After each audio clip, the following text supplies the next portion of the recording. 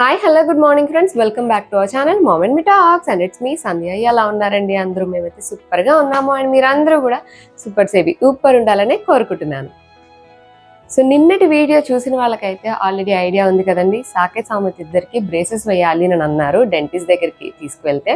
ఎందుకంటే ఇద్దరి పళ్ళు కూడా చాలా క్రౌడెడ్ అండ్ చాలా క్రిస్ క్రాస్గా ఉన్నాయన్నమాట. సో అలా ఉండడం వల్ల టూత్ క్యావిటీస్ వచ్చే ఛాన్స్ ఎక్కువ ఉంటుంది. ఆబ్వియస్లీ ప్రాపర్ క్లీనింగ్ అవ్వదు కాబట్టి, అన్ని అలైన్డ్గా ఉంటే క్లీనింగ్ ప్రాపర్గా అవుతుంది అండ్ మనకు ఫుడ్ డిపాజిట్స్ లాంటివి అవ్వవు. సో తద్వారా క్యావిటీస్ లాంటివి రావు, పళ్ళు మంచిగా ఉంటాయి అని చెప్పి.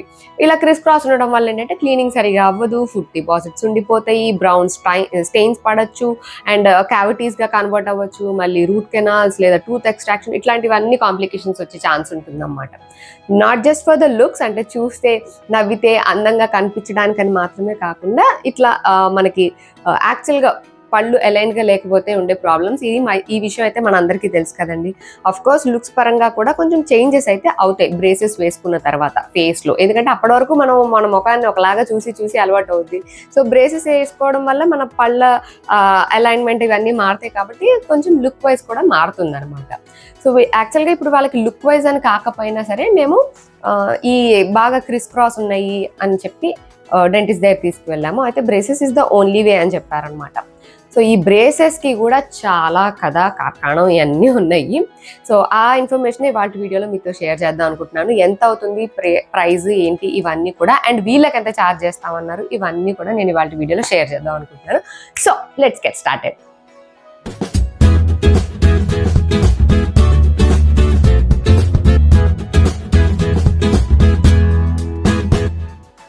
So starting with the braces అనుకుంటే, బ్రేసెస్ అంటే తెలుసు కదండి, ఇలా మనకి పళ్ళకంతా ఒక తీగ లాంటిది వేస్తారనమాట. క్లిప్ అని కూడా అంటారు కదా. ఇదివరకు అయితే క్లిప్ అనేవాళ్ళు మా చిన్నప్పుడు అంతా, ఇప్పుడు బ్రేసెస్ అంటున్నారు. కానీ ఇదివరకు అంతా పళ్ళ క్లిప్ అనేవాళ్ళు అనమాట. సో అదేంటంటే మనకి రకరకాల వేరియేషన్స్ ఉన్నాయి అందులో. యాక్చువల్గా పిల్లలకి కొంచెం మిల్క్ టీత్ అన్ని ఊడిపోయి పర్మనెంట్ టీత్ వచ్చినాక వేయడం బెటర్ అని కొంతమంది చెప్తున్నారు. కొంతమంది ఏమో అలా ఏం లేదు, వచ్చేటప్పుడే ఇంకా కొంచెం మిల్క్ టీత్ ఉన్నాయి అన్నప్పుడు కూడా మనం అలైన్ చేసుకుంటూ వెళ్ళొచ్చు అని కొంతమంది చెప్తున్నారు. ఇందులో ఏది కరెక్ట్ అన్నది నాకు తెలియదు, ఎందుకంటే ఇది చెప్తున్నారు అది చెప్తున్నారు. సో మేము వెళ్ళిన డాక్టర్ అయితే ఇదే చెప్పారనమాట. ఇంకొంచెం ముందు వచ్చినా సరే మీకు ఇంకా ఈజీగా ఉండేది, ఎందుకంటే నా they will be 16 this year. ఇప్పుడు 15 రన్నింగ్, ఇంకా 16th బర్త్డే అవ్వలేదు. 16 రన్నింగ్, ఇంకా 16th బర్త్డే అవ్వలేదు కదా. సో బాయ్స్కి ఏంటంటే, బాయ్స్ అనే కాదు ఎవరికైనా సరే 18 లోపు బ్రేసెస్ వేయించుకోవడం బెటర్ అని చెప్పారనమాట. సో ఇంకా ముందే వచ్చినా, మీరు 14 ఇయర్స్ ఆ టైంలో వచ్చినా మంచిగా ఉండేది అన్నట్టుగా చెప్పారు. బట్ నేను అదే చెప్పాను, వీళ్ళ మిల్క్ టీత్ అది అప్పటికి పోలేదండి రండి, ఎందుకంటే మేము ఇక్కడ నియర్ బై ఉన్న డెంటిస్ట్ దగ్గరికి వెళ్ళాం అనమాట. సో ఇదే ఫస్ట్ టైం వాళ్ళ దగ్గరికి వెళ్ళడము. సో వాళ్ళ పళ్ళు ఎలాంటి ఏంటి హిస్టరీ ఇదంతా వాళ్ళకి ఏం తెలియదు కదా. సో నేను చెప్పాను అనమాట, యాక్చువల్గా పళ్ళు రావడము, ఊడడం, మళ్ళీ పర్మనెంట్ టీత్ రావడం, దీనికంటూ సర్టన్ పీరియడ్ అంటూ ఏముండదు. జెనెటిక్స్ బట్టి అది మారుతూ ఉంటుంది అనమాట. సో వీళ్ళకి పళ్ళు లేట్గా వచ్చినాయి, ఫస్ట్ బేబీస్గా ఉన్నప్పుడే లేట్గా వచ్చినాయి. సో ఆ పళ్ళు లేట్గా ఊడినాయి, అవి ఊడి మళ్ళీ పర్మనెంట్ టీత్ లేట్గా వచ్చినాయి, అట్లా అనమాట. అన్ని మిల్క్ టీత్ ఊడిపోయి పర్మనెంట్ టీత్ వచ్చిన తర్వాత వేయించుకోవడం కరెక్ట్ అని మా ఫ్యామిలీలో కూడా కొంతమంది డెంటిస్టులు ఉన్నారు, మా సిస్టర్ వాళ్ళు.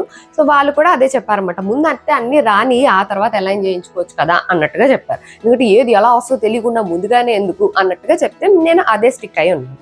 సో ఫైనల్గా ఒక 1.5 year 2 years అనుకోండి మ్యాక్స్, అప్పుడు వాళ్ళకి ఇంకా పర్మనెంట్ టీత్ అన్ని అయితే వచ్చేసినాయి. సో ఇప్పుడైతే బ్రేసెస్ వేయించుకోవచ్చు అని అయితే ఫిక్స్ అయ్యాం అనమాట. ఇక్కడ డాక్టర్ ఏంటంటే కొంచెం త్వరగా వచ్చింటే ఇంకా బాగుండేది అన్నట్టుగా చెప్పారు. సో ఇన్ కేస్ మీకు బ్రేసెస్ వేయించుకోవాలి లేదా వేయించాలి పిల్లలకి అన్న ఐడియా ఉంటే కనుక, సమ్వేర్ అరౌండ్ లైక్ 13-14 అప్పటికి వాళ్ళకి మిల్క్ టీత్ ఊడిపోయినాయి, ఆ పర్మనెంట్ టీత్ వచ్చేసినాయి, అన్ని ఎరప్ట్ అయిపోయినాయి, ఇవన్నీ చూసుకొని ఆ టైంలో వేయించుకోవడం బెటర్. మన స్కూల్లో కూడా చాలా మంది చూస్తుంటాం, స్కూళ్ళల్లో కూడా బ్రేసెస్ వేయించుకుని వస్తూ ఉంటారు కదా. అలా మీరు ముందుగానే కొంచెం ప్లాన్ చేసుకోవచ్చు. అంటే ముందు నుంచి కొంచెం డాక్టర్తో టచ్లో ఉండి ఒకసారి ముందు చెకప్ చేయించి ప్లాన్ అది కూడా ముందే చేసుకోవచ్చు. మాది కొంచెం ఆల్మోస్ట్ ఇలా అయిందనమాట. ఇప్పుడు వీళ్ళకి ఇంటర్మీడియట్లో వేయిస్తున్నాం అనమాట. సో ఇంకా బ్రేసెస్ విషయానికి వచ్చేస్తే, దీంట్లో బేసిక్గా మాకు 3 types ఉన్నాయని చెప్పారు. ఫస్ట్ది అంటే అఫ్ కోర్స్ మెటల్ బ్రేసెస్, మనం ఏవైతే చూస్తుంటామో ఇట్లాగా తీగలాగా ఉండి దానికంతా అంటే పళ్ళకంతా క్లిప్స్ పెట్టి దానికి తీగ పెడతారనమాట. అండ్ దీనిలో వెరైటీస్ ఉన్నాయన్నమాట. ఆ క్లిప్స్ ఏవైతే ఉన్నాయో వాటి చుట్టూ నార్మల్ బేసిక్ది అయితే దాని చుట్టూ ఒక రబ్బర్ లైనింగ్ లాగా వస్తుందంట. నేను ఆ పిక్చర్ ఇంక్లూడ్ చేస్తాను వీలైతే.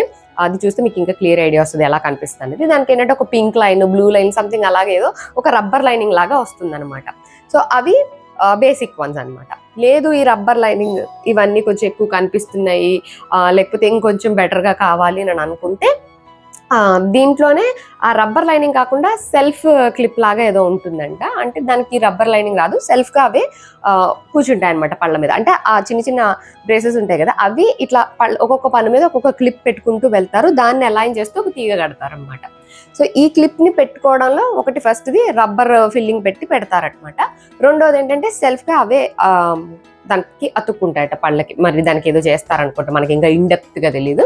సో అదొకటి చేస్తారు. దానివల్ల ఏంటంటే ఈ రబ్బర్ లైనింగ్ వేస్తే కొంచెం ఎక్కువలాగా కనిపిస్తాయి అనమాట. అది కూడా కొంచెం డార్క్ కలర్లో, ఇవి అయితే కొంచెం లైట్ కలర్లో కనిపిస్తాయి. అంటే ఆ రబ్బర్ థింగ్ ఉండదు కాబట్టి ఇంకొంచెం చిన్నగా కనిపిస్తాయి అండ్ అంత డార్క్గా కూడా కనిపించవు.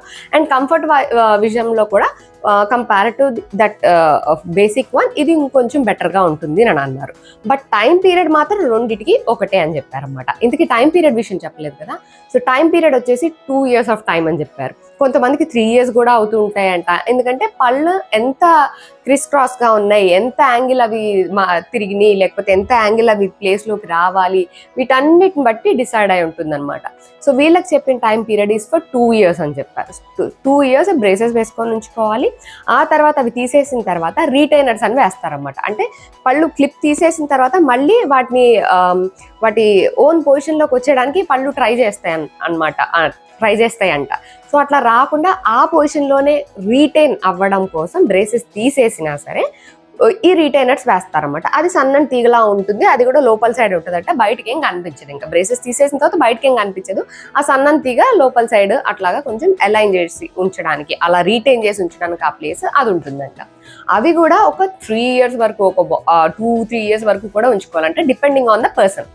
సో వీళ్ళకి అదే చెప్పారు, ఒక 2 years అయితే ఈ బ్రేసెస్ వేసుకొని ఉంచుకోవాలి, ఇంకొక 2-3 years వరకు ఆ రీటైనర్స్ అయితే ఉంచుకోవాల్సి ఉంటుంది అని చెప్పారన్నమాట.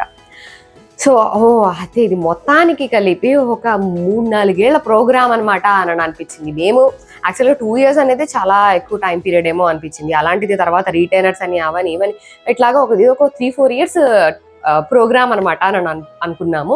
అంటే వాళ్ళ తర్వాత ఎక్కడ ఉంటారు ఏంటి ఇవన్నీ కూడా మనకు తెలియదు. అంటే అంత ఫ్రీక్వెంట్గా కూడా వెళ్ళాల్సిన అవసరం ఉండదంట. తర్వాత జస్ట్ మనం మెయింటైన్ చేసుకోవడం ఇవన్నీ పిల్లల చేతిలోనే ఉంటుంది. ఎందుకంటే వాళ్ళు ఓన్గా బ్రష్ చేసుకొని అన్ని మెయింటైన్ చేసుకోవాలి, ఓరల్ హైజీన్ కాబట్టి వాళ్ళ చేతుల్లోనే ఎక్కువ ఉంటుంది అనమాట. సో అప్పుడప్పుడు మాత్రం విజిట్స్కి వెళ్తే సరిపోతుంది. సో ముందైతే మాత్రం ఎవ్రీ 3 weeks కోసారో 1 month కోసారో ఖచ్చితంగా విజిట్ చేయాల్సి ఉంటుంది అన్నారు. So coming to the price details, the basic ఏవైతే రబ్బర్ లైనింగ్ పెట్టేసి ఉంటాయి అన్నానో దానికైతే వీళ్ళు 60,000 ఛార్జ్ చేస్తామన్నారు అనమాట. అంటే మీకు ఐడియా వస్తుంది, మీరు కూడా బడ్జెట్ ప్లాన్ చేసుకోవడానికి అన్న విధంగా చెప్తున్నాను. 65,000 అన్నారు. ఫైనల్గా 60, అంటే ఇద్దరు ఉన్నారు కాబట్టి 60,000 అవుతుంది అని చెప్పారు ద బేసిక్ మోడల్కి.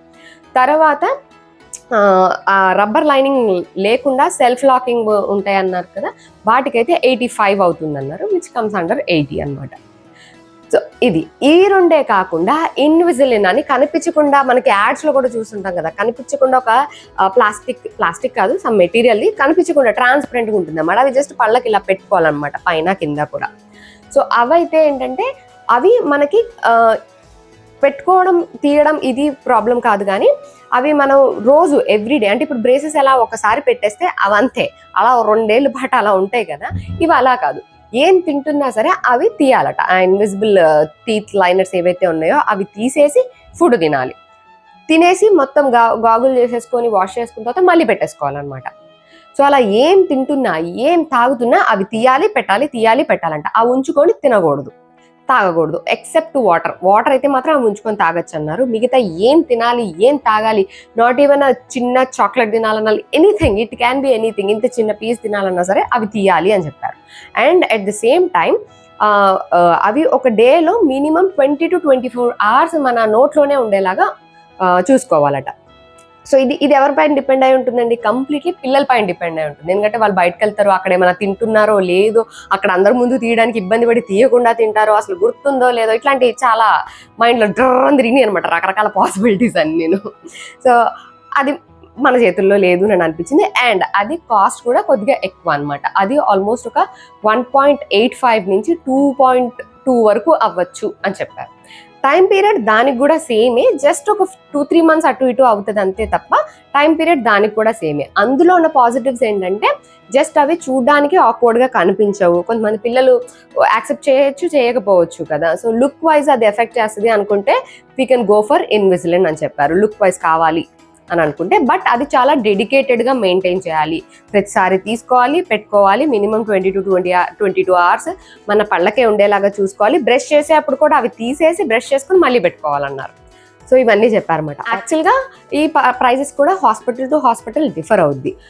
ఎస్పెషల్లీ డెంటల్ది ఏది ఉన్నా సరే, ఆబ్వియస్లీ ఏ హాస్పిటల్ అయినా సరే హైజీన్ కమ్స్ ఫస్ట్. లైక్ ముందు నీట్గా ఉండాలి.